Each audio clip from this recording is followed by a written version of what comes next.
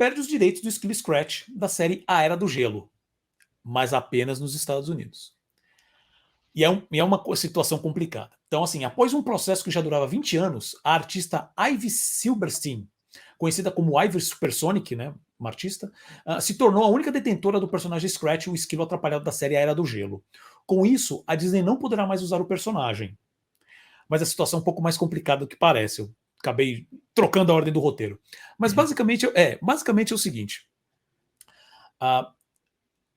Essa história de processar, né, de ter pessoas, artistas processando a Disney, DreamWorks, fala a empresa que for, a antiga, que Deus a tenha, Blue Sky, ela sempre tem alguma pessoa que fala assim, olha, esse personagem foi usado sem... Eu que criei e vocês... Como é que fala? Vocês usaram sem minha permissão. Sim. Tem várias histórias disso. O Procurando Nemo tem um dos mais famosos, né, sobre isso. E esse processo que a Ivy Silberstein já estava colocando, ainda na época da Blue Sky, ela falando que assim, olha, o personagem é meu. É muito complicado, porque assim, segundo ela criou o personagem em 90, parece que em 99, e ela fez um pitch, provavelmente de alguma coisa, para a própria Blue Sky. E não foi aceito. Em 2002, a Blue Sky lançou o primeiro Era do Gelo. Né?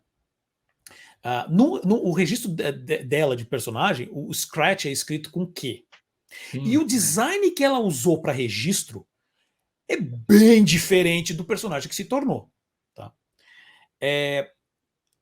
Desde então, ela vem lutando por esses direitos. E, se eu não me engano, para 2000 quando ela entrou em, se eu não me engano, com o processo de 2001 ou 2002. Em 2003, chegou a corte lá chegou assim, olha, você vai dividir os direitos com a Fox, né, que era a dona da Blue Sky na época. Então, 50-50%.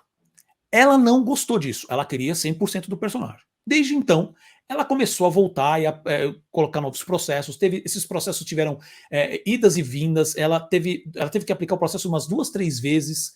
Nos últimos processos que ela aplicou, ela utilizou os mesmos argumentos do primeiro processo, que gerou uma confusão. O desenho que ela usou para registrar o personagem, ela, na verdade, eles usam um termo, eu esqueci o termo em inglês, mas assim, o artista que fez, ele se baseou em cima de uma outra arte, tipo arte de clipart mesmo, lembra aquelas artes que já vem em programas de computador? Né? E aí depois disso, eu não lembro se foi a empresa que comprou esses direitos, e aí ela pegou, desculpa, o artista que tinha feito o clipart, ela comprou, ela chegou num acordo com o cara, então tipo assim, até essa base original era dela, né?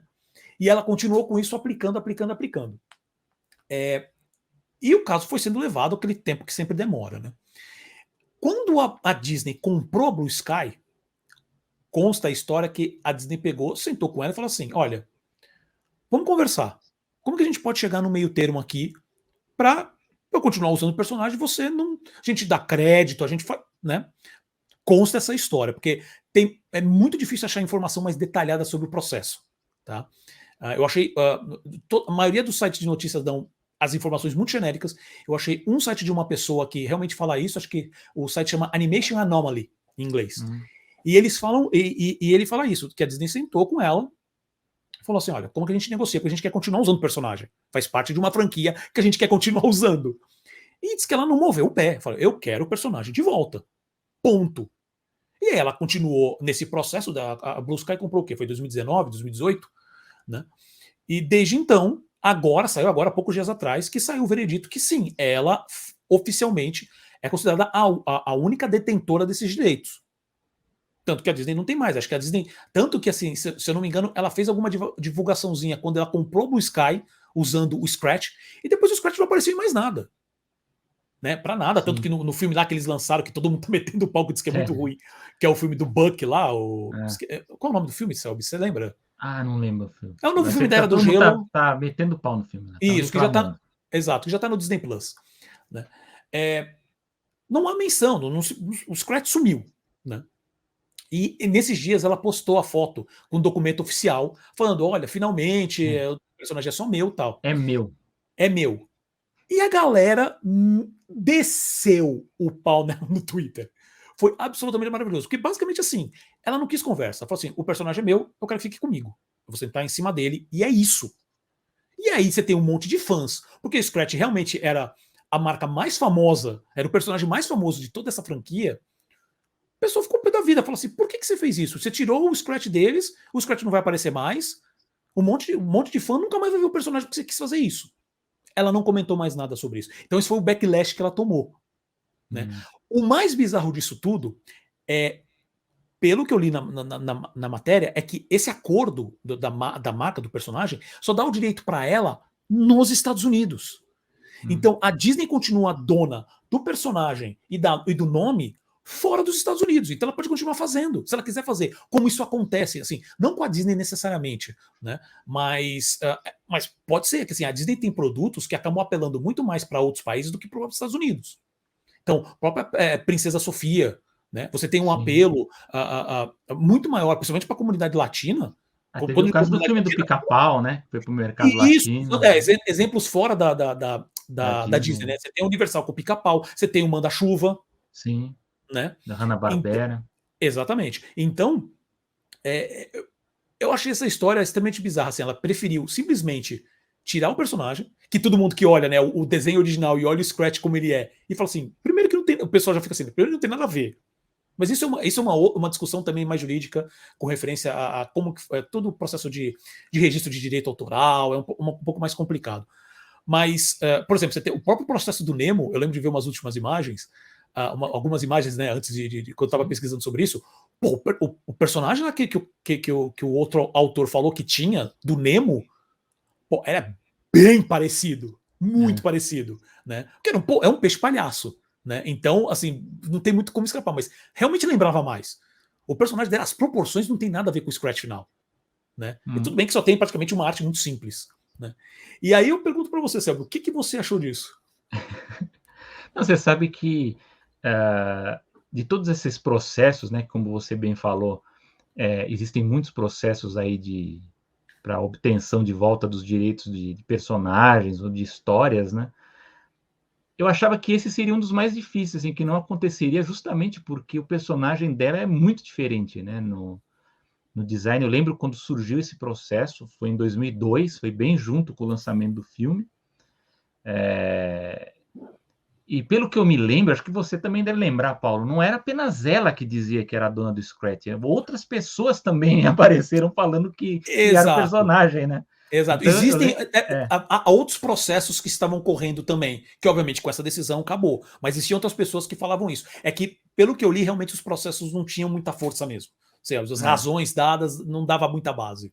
Então, mas o que eu quero dizer com isso é que esse tipo de processo é muito comum nos Estados Unidos, né? A gente tem processo sobre tudo lá.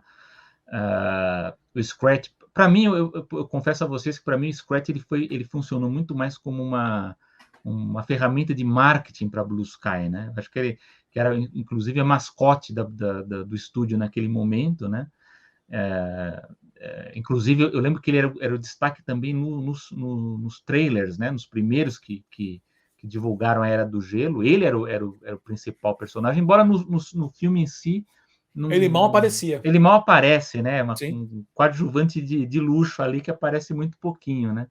Então ele era muito mais uma ferramenta de marketing mesmo para Blue Sky, mas as pessoas decidem processar, né? Vem alguma semelhança, né? Se sentem no direito de processar.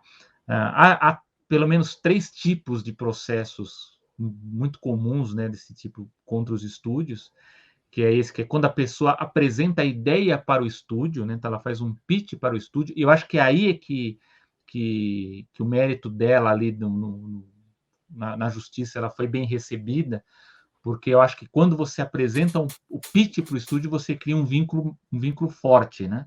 Então, embora quando você vende uma ideia, você apresenta uma ideia, essa ideia fica com o estúdio, né? Ela pode criar alegações ali de que não foi isso que aconteceu, que ela não foi informada, que ela não recebeu nenhum material falando disso, né? Então, justiça pode acompanhar ou não, mas há esse primeiro tipo de processo, que é quando a pessoa apresenta uma ideia para o estúdio e depois ela não é aproveitada, e depois de uns anos ela vê essa ideia na tela, né? A segunda é quando o artista, né, ele reclama de uma ideia que foi apresentada no mercado e ela foi apropriada por um estúdio. Então, às vezes, esse artista ele nem apresentou a ideia, sei lá, para Disney ou para DreamWorks, ela apresentou para uma outra produtora, mas sabe-se lá porque alguém que trabalhava nessa produtora viu essa ideia, depois de um ano foi para um desses grandes estúdios e essa ideia foi aproveitada. Isso às vezes acontece e gera processos por conta desse tipo de vinculação. E o terceiro tipo é quando a pessoa reclama de uma ideia que foi copiada de material já publicado, que são esses exemplos que o Paulo deu, que eu lembro que não aconteceu só com o Procurando Nemo, aconteceu também com o Shrek, se não me engano, teve um autor que reclamou, com Monstros S.A. da Pixar também, eu lembro que também teve um processo relativo de um autor de um livro que disse que escreveu um livro sobre monstros e entrou com processo, mas me chamou a atenção a persistência, né, da Ivy aí com esse processo e também de não ter aceito o acordo com a Disney, que, pelo que eu sei aí das informações, é que a Disney tá bem propensa a acordos aí nos últimos anos, né? Antigamente não, na época do Eisner ali, e começo dos anos 2000, dificilmente havia um acordo, né? E a gente vê que nos últimos anos eles têm sentado para tentar resolver uma série de problemas aí na base do acordo, mas no caso dela, ela não aceitou. Há um lado, eu diria assim, há um lado negativo e um lado positivo. O negativo, o Paulo já adiantou, que eu acho que é a dúvida que fica sobre o uso do personagem Scratch, né, daqui em diante, pela Disney nos Estados Unidos, embora ela possa utilizar no mercado internacional. Então, eu não sei se vai interessar para a Disney investir em novos projetos ou séries, ou poderia ter uma série até do Scratch, né, que eu acho que até valeria a pena, mas não Mas sabemos. até tinha sido uma série anunciada, né, do Scratch É. há um tempo atrás, mas acabou ficando por isso mesmo. Então, provavelmente por causa do processo, né? Porque eles não Sem sabem dúvida. o futuro disso, então fica a dúvida sobre isso. Mas, por outro lado, eu acho que cria-se também uma esperança para os artistas, enfim, principalmente para roteiristas, enfim, para quem faz os pitches dessas ideias e que muitas vezes levam aí 15, 20 anos num processo. A gente sabe que demora muito, a gente reclama da justiça morosa do Brasil, mas nos Estados Unidos, para esse tipo de processo, a coisa costuma demorar muito tempo. Mas eu acho que há chances aí, e vai ser interessante ver aí nos próximos meses, porque a gente sabe que há outros processos sobre direitos aí girando e esperando o resultado, né? Que pode ser que haja brechas aí para vitórias de outros pleitos aí na justiça, né? A gente está vendo, inclusive, aí coisas aí relacionadas aos filmes da Marvel, né? Da DC, né? Tá certo que a Disney e a Warner, elas estão sendo muito espertas, que elas estão tentando, de alguma forma, encaixar esses artistas aí fazendo algum tipo de colaboração nos filmes para eles ganharem alguma coisa só para não ter que pagar o direito, né? Tem dessa também, né? Mas é um acordo, né? Desde que o artista ele concorde com isso, né? Ok, aí faz parte, né? Mas digamos que para mim foi uma vitória surpreendente, né? Porque de todos esses processos que eu já vi, eu não esperava que ela fosse obter essa vitória, mas fica essa dúvida sobre o uso do personagem, né? Não sabemos qual vai ser o destino de Scratch. Exato. Tem alguns sites que falam assim, nossa, isso é uma grande vitória para os criadores, né, que tem problemas com direitos autorais. Uh, Eu acho que é muito relativo, né? Se a gente for parar para então, pensar nesse caso, né? É, é muito complicado, porque a gente não está na cabeça da pessoa, a gente não sabe o que aquela pessoa passou. Né? Sim. Mas, dito isso, o que eu acho mais complicado não é ela ter ganho necessariamente, né? Porque eu não sei, ela vai aproveitar esse personagem como? E assim, não existe nenhuma informação que ela realmente quer pegar e usar o personagem de alguma maneira. E dado a situação que é, de tipo, olha, você vai pegar os direitos ou vai pegar o direito para os Estados Unidos. Tudo bem, né? A gente sabe que o americano só vai pensar, ainda mais menor assim, vai pensar só para o país dele. Mas você vai tirar. E não é também como se o personagem fosse também super controverso e tal. Eu entendo, como criador, se você realmente fala assim, não, eu que criei esse personagem, isso foi tirado de mim, e tem uma mega corporação aproveitando, Eu entendo o posicionamento dela. Ao mesmo tempo, cara, vai tirar o personagem para não usar mais? Ou para colocar de uma maneira que detalhe, né? Porque também você tem uma questão de tipo assim, ó, o personagem é seu. Mas o design específico que a Blue Sky usa é dela. É. Né? Então não é como se ela fosse pegar aquele personagem e começar a fazer desenhos próprios. Porque aí você entra numa outra questão. Porque por mais que seja. Tudo bem, esse aqui foi a base, eu não fui recebido dessa maneira e eu tenho o direito de usar. E eu não concordo com essa interpretação do personagem. Que ela tá todo no direito dela. Certíssimo. Sim. Mas não é do tipo, ah tá, então esse personagem que a Disney fez a vida inteira, agora sou eu que vou usar. Porque também não é. O Scratch sumiu. Pelo menos para os Estados Unidos, acabou. Sim. Né? Então eu falo, sei, na situação que tá há 20 anos, por que não faz logo um acordo? Todo mundo faz. Sei lá. Só sei se lá. no acordo, assim, só se no acordo a Disney não ofereceu algum isso tipo é um de ponto. compensação Isso é um pelos ponto. filmes, né? Aí ela esse é um ponto. Porque também ela estaria assim, talvez pelo processo da maneira que esteja indo, e se a Disney sentou para negociar, cara, com 400 milhões de advogados lá dentro, conhecendo todo mundo, eu acredito que eles devem ter olhado e falado assim, esse aqui, por mais que, digamos assim, né, dando uma de advogado do diabo, por mais que não tenha talvez tanta informação para realmente justificar, mas ele tá numa estrutura que provavelmente a gente vai perder esse caso. Então vamos sentar e vamos negociar. Não sei os termos. Pode ter sido os termos horrorosos também. Né? Mas assim, tudo leva a crer, pelo histórico, que não foi isso. Porque mesmo quando a corte lá em 2003, 2004 tinha falado para ela assim, olha, 50-50. A gente não tem como definir, mas assim, vocês ficam com os direitos e fica nisso. Ela falou assim, não, é meu. Eu quero de volta. Né? Então não pode falar, pelo menos, que ela não está sendo consistente. Né? Só acho que é uma perda, porque era um puta personagem legal. Mas assim, eu fico numa situação muito ruim, porque assim, eu fico pensando que se eu tivesse criado um personagem, tivesse sido utilizado de uma maneira que eu não gostaria, principalmente que foi ela né, na questão dela, ela fala assim: olha, eu fiz o pitch e roubaram uma ideia. Né? Eu entendo, mas poxa, um puta personagem até legal, assim, que ele lembra, né? Todas essas aventuras, ele lembra os desenhos animados clássicos, né? Muito mais pantomima. Sim. E era muito. Essa era a parte mais legal do Era do Gelo, gente, com todo respeito a todos os profissionais. Tá? Mas assim, era realmente era a parte mais divertida, ver as confusões que aquele maldito ele ia fazer, destruir o planeta para ficar com uma porcaria de uma noz. Sabe? Isso é Chuck Jones na veia, isso é Tex Avery na veia, sabe? E era muito bem feito, né? Até na época com as limitações do 3D.